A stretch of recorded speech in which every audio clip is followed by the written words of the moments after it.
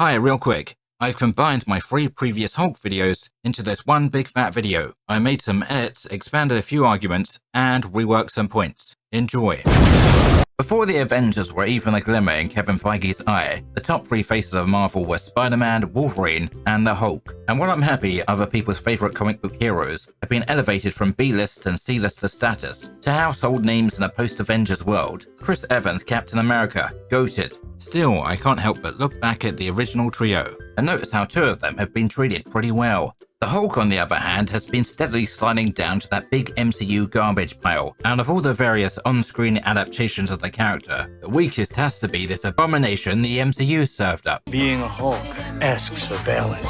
Upon revisiting Ang Lee's 2003 movie, followed by Edward Norton's The Incredible Hulk, I came away with a greater appreciation for both. I can't help but feel the 2003 film might have performed better if Mr. Lee hadn't insisted on doing the motion and facial capture himself. Watching the Hulk running around grappling and fighting, you can tell his body shape doesn't quite line up. Not height-wise, that would be ridiculous. I mean proportionally. This is not a Hulk-shaped man. Ang is a fantastic director, but when it comes to facial expressions, he's not that convincing. At least not in this movie, if he put more trust in other people. Like his main actor and a bodybuilder whose proportions lined up more closely with that of the Jolly Green Giant, the movie would have had a better shot. And yes, f*** you, I'm aware I'm saying this 2 decades on with the benefit of hindsight. Then again, maybe it's a blessing in disguise that neither of these interpretations were folded into the MCU, so we never had to watch them devolve into pale imitations. I know technically Norton's Hulk is supposed to be part of the same MCU timeline, but I do my best to ignore reality, and it's worked out pretty well so far. Refusing to accept this is meant to lead into whatever this is.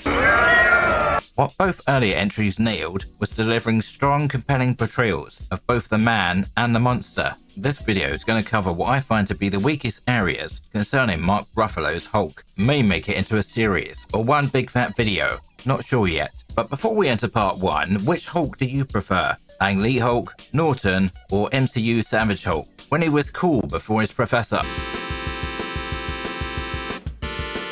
I'm always angry. When I first heard that now iconic line, I didn't give it much thought, thanks to the incredible visual spectacle that followed. Bruce transforming into the Hulk for the first time alongside the rest of the Avengers, accompanied by that awesome track and Hulk punching a big monster. And yes, while it did continue on from what Norton had already built up, around the idea of control, you do lose something. The issues I have with this are 2. First, with Banner having control, it dulls the curse aspect of the character, and much of the suspense is lost. Watching Bruce actively trying to avoid situations that could trigger an emotional stress response was an interesting part of his character. Looking back at Norton's depiction of Bruce, he's genuinely terrified of turning into the Hulk. Another great aspect of that film was how his heart rate would spiral out of control, and the way his eyes would pop right before he transformed was so much more effective than a line delivery that now feels cheap. What's his baseline level of anger at anyway? Does he walk around stuffing 90% of it down until he needs to release the last 10% and explodes into the Hulk? Besides, the whole control angle had already been done, way back before Norton fleshed it out. Back in the 2003 adaptation, Eric Banner, playing Bruce Banner, straight up refuses to transform while getting worked over by Talbot. He does such an excellent job keeping his inner Hulk in check that Talbot becomes so frustrated he lovingly renders Bruce unconscious, so he can force the Hulk out while Bruce is sleeping. Oh, look at him, he looks so peaceful. Secondly, Banner's control over when he can release the Hulk is largely underutilized throughout the Marvel Cinematic Universe. Although I don't particularly care about the route they took, I was surprised they didn't really do much else with it either. I always found Bruce's level of control over the Hulk in these movies questionable, and honestly, I'm not sure what the point was. The only other time he does that again is off-screen in Age of Ultron. Every other time Bruce changes is due to A, external forces, or B, his own failing. First Hulk out is because of Loki and the Mind Stone, increasing everyone's hostility, which is 10 times worse for Bruce, with the floor suddenly dropping out beneath him. Next transformation occurs thanks to Wanda sending Hulk off on a rampage. At the end of the 2012 Avengers film, Hulk has no problem calming down on his own after the Battle of New York, until the audience arrives at Age of Ultron, where all of a sudden Black Widow is awkwardly squeezed in as a love interest for Banner, and one who soothes the savage beast, a role that previously belonged to Benny Ross.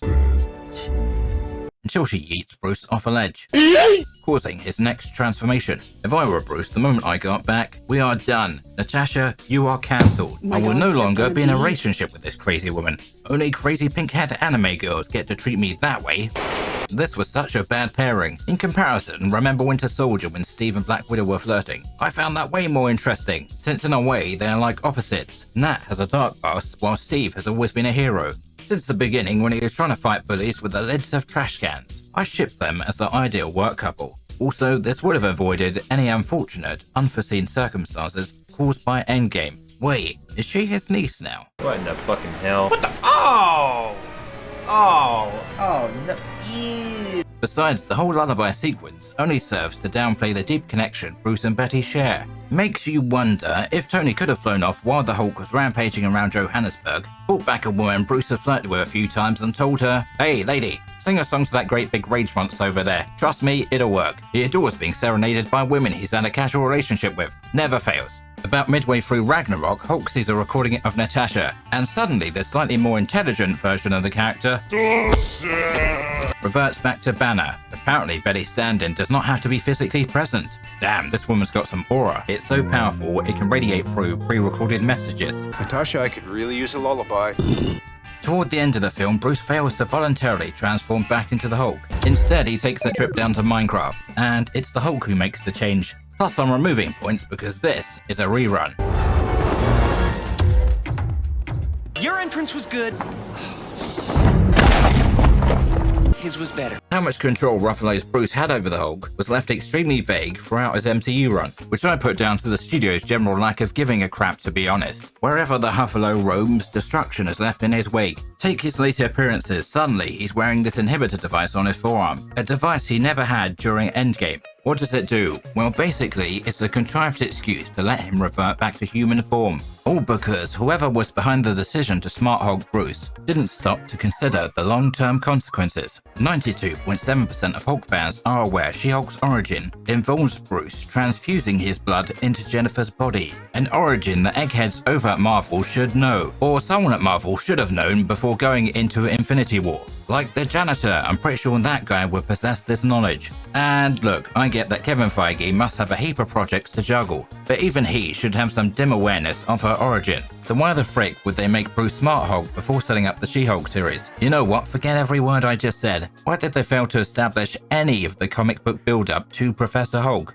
Basic stuff, the emergence of the Grey Hulk personality for one, and Doc Samson. While he did appear in the Incredible Hulk movie, he has never had any meaningful interaction with Bruce. Now, you might be asking yourself, what does this have to do with Control? Well, nothing really, unless you count the high degree of meh the MCU has shown towards some of the characters' most notable moments as an indicator of how little they care. So, yeah, it's no shock they barely explored his level of control, or his ability to transform at will. As far as I can tell, the MCU's power scaling has been here, here, and here, fairly inconsistent between characters and different directors. But seeing as I'm not here to cover the entire roster of the MCU, for now I'll narrow my focus down to two of Marvel's strongest heroes, those being the Hulk and Thor, picking up from Avengers 2012. When the pair of them are throwing hands on the helicarrier, Hulk lands a single blow on Thor that leaves him bleeding, after which Thor uppercuts Hulk with Mjolnir, but there's no red. Then Hulk pretty much ragdolls him around. Sorry, Thor fans. And if you only counted that fight, then yes, Hulk would be the strongest Avenger. It would be rather scarily impressive, except for this one thing. Thor isn't nearly as powerful as his comic counterpart. In fact, at this stage, he doesn't hold god status. If you'll cast your mind back to Thor: The Dark World, to this scene when Odin is about to sentence Loki, and Odin's all like, We are not gods. "You fool of a toque." Okay, maybe I added that last part. You're left with this picture that some Asgardians are these alien beings with superpowers who outlive humans by quite a bit, and whose science is so advanced, humans mistake it for magic. With that in mind, Hulk didn't fight Thor the God of Thunder, he fought Thor the superpowered alien who lives for a very long time and wields a magical hammer. Having said that, keep in mind magic is actually science, so that's a science hammer. This next part has nothing to do with power scaling exactly. I still want to talk about it though, because there's some interesting stuff going on during this battle. For example, the way the movie initially portrays Tony donning his Hulkbuster armor as a means of survival, rather than an outright attempt to brute force the Hulk into submission. Mostly. emphasized by Tony repeatedly calling for replacement parts as Hulk continuously tears it apart piece by piece. You can really tell the MCU was boosting Iron Man's profile. Not only does he emerge victorious from this battle, he also knocks out one of the Hulk's teeth. That might not seem all that big of a detail, until you remember that Thor, with all his innate strength combined with Mjolnir, didn't even leave a scratch on the Hulk. As much as I enjoy poking fun at how the MCU worshipped RDJ's Tony Stark, it's a shame that one flicker of fear he showed was played off as a joke. Remember how the Battle of New York left Tony experiencing anxiety attacks? I'm not going to suggest he should be paralyzed with fear the same way, just that it would have added some real weight if he started the fight with his usual calm demeanor, only for that composure to crack as the battle escalates. He is facing a mind-altered Hulk who believes the world is attacking him. Between Iron Man defeating the Hulk, then Thanos casually bouncing him later, Hulk ends up looking pretty pitiful. While the MCU's big three, Iron Man, Thor, and Captain America, each got their own full trilogies, the Avengers movies are basically all Hulk and Banner get. A few scattered appearances, and a single solo film from 2008. Hulk can't even fight his own villains. With that said, something this part of the movie does well is show Tony trying to minimize damage in a civilian area while mid-combat with a super powerful being. In later Thor movies, the balance of power becomes muddled again. Taika Waititi establishes Thor as a god by beefing up his powers and introducing an entire pantheon who are hard as F to take out, unless you have a magic sword. Or impales Zeus through the chest with his own lightning bolt, and he's basically fine. Hold on, Hulk dominated a god? Question mark. Struggling to settle something as simple as whether MCU Thor should be a god or not muddles things when revisiting earlier movies. For myself, I'm of the opinion that Thor should have been a god from the very beginning, or at least a demigod. I know I'm probably going to annoy some Thor fans with that statement. It's just that the G word carries certain imagery. Thor, the demigod of thunder. Doesn't have the same impact though, does it? Then comes Thanos absolutely molly-whopping the Hulk, despite the fact Hulk sneak attacks this man from out of nowhere. This scene is a mess. First of all, how exactly is this big green beast stealth attacking anyone, especially Thanos, when Ebony Maw and Cold Obsidian are standing right in front of him with a good angle of the area behind him? Well, good enough to spot any rampaging green giants at least. I wonder if the Hulkbuster has a stealth mode. Let him have his fun. This fight was trash. He got dumpstered along with his power scaling. Watching this Hulk stumble towards Thanos and continuously fail at punching him pains me. I may as well watch this robot bump into the wall. Look around you, pick something up. Tell him he looks chunky in that armor. Nah, that's okay. Keep blocking those strikes with your face. Look, for real, even Brokeass 4 picks up a metal something he finds laying around. While he may not be a UFC title holder, Hulk in this universe is more capable than the Russos gave him credit for.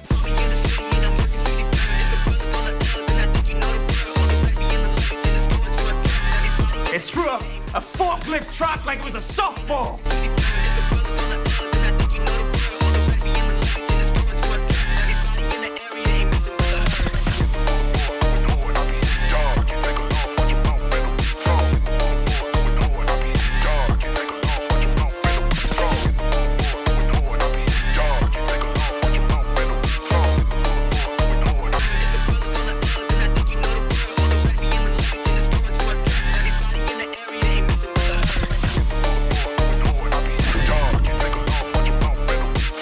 What should have never been ignored for the sake of storytelling was that when Hulk feels pain, he doesn't go, ooh, ouchies.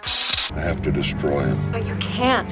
You will only fuel his rage and you will make him stronger. Say what you like about Ang Lee's Hulk design, but this boy is big. Check out these freakish muscle groups. I'm not sure half of these actually exist. His traps have traps. He doesn't just have quadriceps, he has octiceps. This is the version of the character that reacts like this when he feels pain. You swap these two around and I think Thanos is going to have a more challenging fight on his hands. For those who might argue that the small arms fire Hulk receives isn't that big of a deal, That is true. in that case let's look at the end of the movie where Hulk tanks pure electricity and survives this. Now I know MCU Thanos can't hit that hard. If he could, Steve and Tony would have been reduced to a thin, syrupy paste. Hey, listen! I'm aware the Russo brothers wanted to establish what a serious threat the Big Purple Man posed right from the start. The strongest Avenger can't even stop him, blah blah blah blah. Also, they wanted Heimdall to rainbow bridge his big green derriere back to Earth. That way, Tony hears about Thanos from a friendly face. Question: if Science Bro Hulk had made his MCU debut earlier and fought Thanos in place of Savage Hulk, would that have fit better?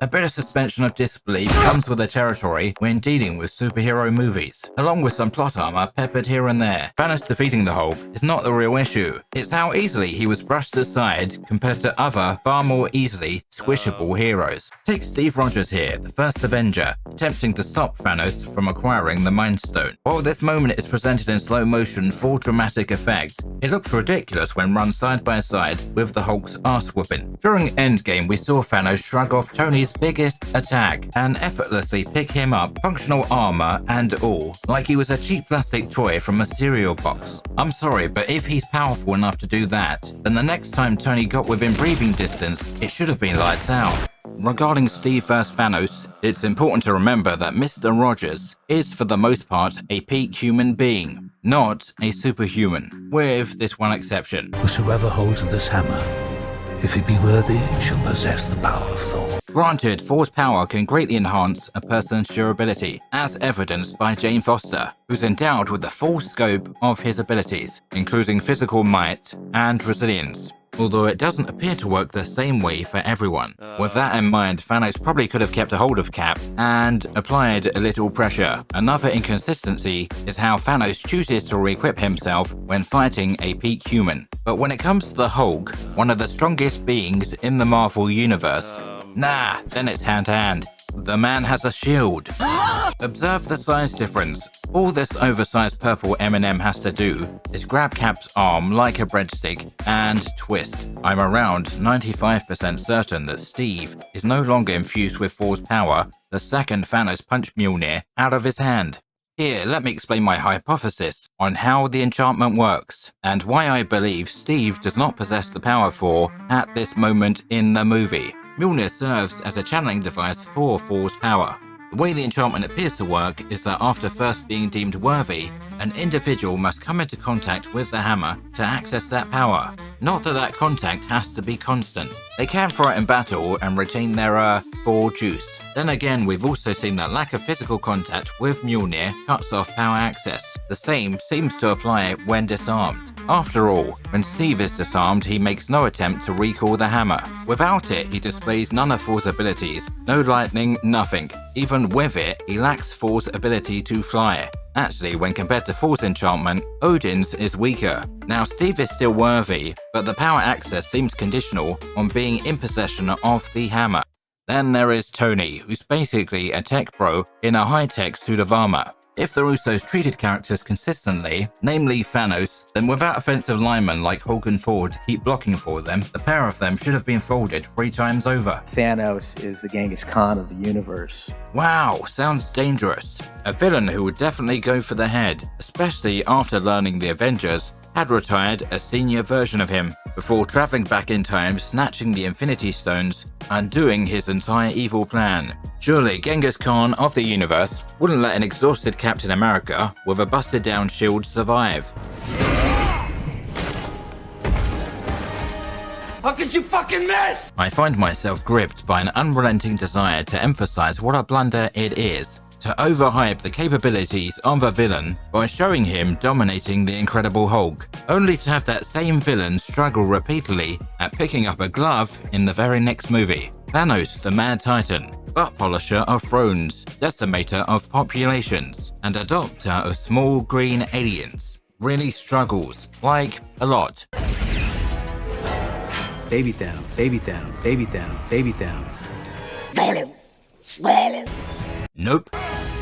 Let him be dominated by such as you. Cooking in his little turtle soup. This time here ends Steve for good.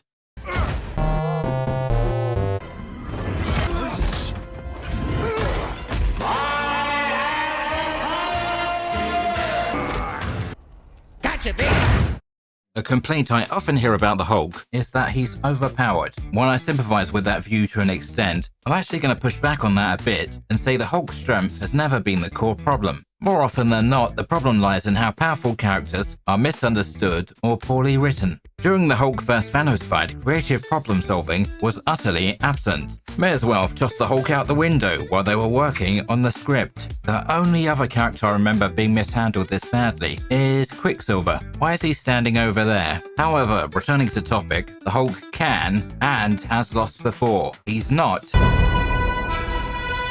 When it comes to defeating the Hulk, the MCU has never been limited to raw physical force. Creativity is a wonderful thing. Why not employ the reality stone to shrink him down? Hulk is strongest now! Trick him into falling through a portal.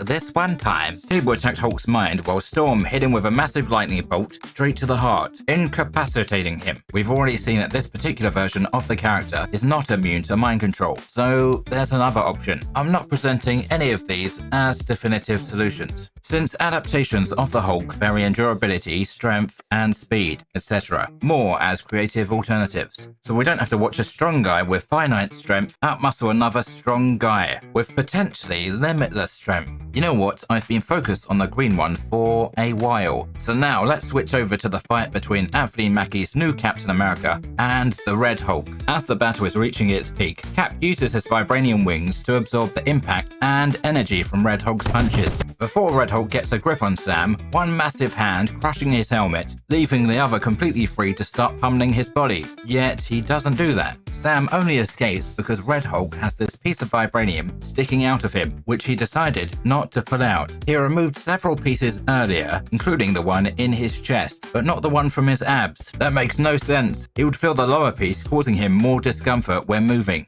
Anyway, Sam is able to kick this piece of vibranium with enough force to drive it deeper into the Red One's body. Now maybe this part is plausible because the piece is already inside him. Although, thanks to past movies, we've seen Hulk flesh is extremely difficult to pierce by all kinds of objects at varying speeds, all of which outmatching what a normal human kick is capable of. However, it feels more like plot armor, and here's another reason why. When Red Hulk was holding him, Sam bounced his shield off a bunch of trees in an effort to hit Big Red, who's aware enough to catch it mid-air, embed it into the ground within a split second, yet somehow this giant raging tomato didn't think to remove that one piece of vibranium sticking out of his abs. How convenient. Okay, so next, with the single wing he has remaining, Sam releases the stored up energy from earlier. The resulting force sends both himself and Harrison Hulk flying in opposite directions. The trees around them are leveled, cars are flying all over, and the road is torn up, slabs of which end up burying Sam until other people arrive to start lifting these huge slabs off him. And when he emerges, he's out of breath, but essentially fine, just walks it off. Did I mention the shockwave from earlier was able to temporarily bury a being as powerful as the Red Hulk? Sure, he doesn't have limitless strength like the green one. Still, Hulks are supposed to be serious threats, or they were pre-Russo. Maybe the reason for this one being softer is down to the fact he's a 80-year-old man. Sam took a lot of punishment during this fight. There's an earlier part where Red Hulk punches him, sending him off to bounce between cars. And while I suspect his suit may have vibranium woven through it, I can't remember the movie outright confirming this. Correct me if I'm wrong. Either way, the man inside the suit is still a soft, fleshy immortal. I already thought this movie was a little odd, but now it feels even stranger. There's a very obvious attempt by the filmmakers to try and substitute technology in for super soldier serum. Don't get me wrong, I love watching Cap zip around, dodging attacks, all that good stuff, and having a Captain America that can fly is a great way to set him apart from Steve. But the amount of damage he shrugs off makes me question just how far they are willing to push the limits of what an unenhanced human should be able to survive. A key piece that's been overlooked is that while a character like T'Challa was able to run around in a vibranium suit pulling off amazing feats, he had consumed the heart-shaped herb, which enhanced all his natural attributes. Remember Captain America Civil War, where the peak of human capability faced off against Iron Man. From the moment Tony discovers Bucky sent his parents away on that long vacation to go away, never come back land, the tension in the room is palatable. Defeating Iron Man is portrayed as a nearly impossible task. Steve barely comes out on top thanks to Bucky's aid. So what's that? Like one guy with a super soldier serum and a highly trained assassin versus Iron Man. With the wild fluctuations in power across the MCU, the Hulks in particular have taken the biggest hit, and Marvel's sheer apathy toward what at one time was one of their biggest draws doesn't exactly leave me with hope-filled feelings going forward. The way Powerhouse characters have been mishandled in general is disappointing. I'm a big believer in finding clever workarounds over falling back on plot armor, because logical consistency is inconvenient to the story. Throughout Bruce's journey, he and the Hulk are shown to have an uneasy coexistence, one that starts unraveling as early as Avengers 2. Whether this is due to poor writing, lack of planning, or the MCU not being all that invested in the character doesn't really matter. What does matter is that by the time Infinity War rolls around, this uneasy coexistence between them has completely broken down, to the point where Hulk refuses to emerge. I have no idea why this scene was even considered for the film. What possible reason would Hulk have to agree to merge with Bruce at this stage? Thanks to Infinity War and previous entries, we know their relationship is the most strained it has ever been. Until you stop to consider anime logic. As a connoisseur of only the finest anime, this is the exact kind of friendship is magic you'd expect an underpaid writer who's finished typing his 7th to come up with. Trust me, I've watched an unhealthy amount of anime. I can picture it now, the newly merged Smart Hulk bursting out of his Hulkbuster armor, having ascended to a higher form of being, thanks to the power of friendship, going toe-to-toe with Thanos only for Big Brain to realize this is no way to save the world. Activating his newly acquired Talk No Jutsu, he persuades Thanos to give up on his mad dream. Convinced by his new bestie, friendly Thanos redirects his vast knowledge and resources toward finding a better way to save all the galaxies. Yay! Universe saved, Tony Stark lives, and the audience learns a valuable lesson. Friendship is all that matters. At least that's what I wrote down. I do appreciate whoever took another look at that scene, reread the script and went, who wrote this? Fire that person immediately. Endgame takes a shot at improving this. We get a quick non-explanation from Bruce, which most people are familiar with, on how he merged himself and Hulk off-screen in a gamma lab. How is gamma useful when merging personalities? Wouldn't he need the aid of a good psychiatrist a lot more? Okay, so if it wasn't obvious from the title of the video, I have my own theory as to what actually happened to the Hulk. And this is as good a time as any to lay it out. Feel free to call me crazy, but there's a high probability that Bruce erased the Hulk personality. Yeah, at least for the time being. We all know the Hulk always comes back. Let me put it this way, who does Smart Hulk resemble more, Hulk or Bruce? Because whenever I look at him, all I see is a larger, greener version of Mark Ruffalo. This is the most Ruffalo the character has ever looked. On top of that, we know all Hulk wanted was to be left alone. But those dumb little army men wouldn't leave him be to wander off and live in his cave. And further along the timeline, we see he's developed a child-level understanding of language while on Sakaar, where he enjoyed a morally questionable existence, with the citizens of the trash planet embracing him as their champion. So why would he willingly participate in the suppression of his own identity, when he knows from experience that, even if it were true that Earth despises the Hulk, and he's grown weary of Banner unleashing him as if he were a prime ape Pokemon, there are in fact other options out there, places where he could not only be accepted, but actually find fulfillment. Oh, look at him go, he looks so happy slapping Thor around. One other thing, let's not forget Grandmaster Goldblum was his #1 fan, and if there's a single lesson we've learned from Jeff, it's this one. Life, finds a way. Consider this, along with Hulk's swift departure in the Quinjet, his ability to stay hulked out, and barring Natasha's aura traveling halfway around the galaxy, J. George could have gone off and lived a life of his own. I wasn't left with the impression he cares that much about Banner. Now let's talk about another way Bruce buried the Hulk. When Dr. Banner decided to merge the best parts of himself, soon after his struggle came to an end. And honestly, I think that was a misstep. Struggle is often what makes a superhero compelling, whether that take the form of a battle against a more powerful opponent, or an internal conflict over their own values. Take Superman, a being who's well aware of his own strength. He has the power to rule the world, but every day he gets up, dons his cape, and chooses not to. A part of him recognizes he could eliminate many of the world's ills in a heartbeat. Only in doing so, he would ultimately have to step on people's freedoms. When it comes to Bruce Banner, I've often viewed his struggle as one of control, and the fear of what losing that control might lead to. The poor guy is weighed down by the guilt of those he's hurt or may hurt whenever the Hulk emerges. The sheer strength this creature wields means he could easily injure most fleshlings around him without meaning to. A creature so powerful he could walk through a building before he registered it was there. And it's that same uncontrollable power that's so terrifying to Bruce. Struggle is something everyone can relate to. Maybe yours isn't going on a mindless rampage because your sometimes girlfriend booted you off a ledge. Maybe it's something far more mundane, like knowing ASMR videos exist. Or perhaps it's being forced to watch Taika Waititi's obsession with jokes spiral out of control. Where am I? We're going to make you watch the entire movie. Unlock the thing! Take the chain off!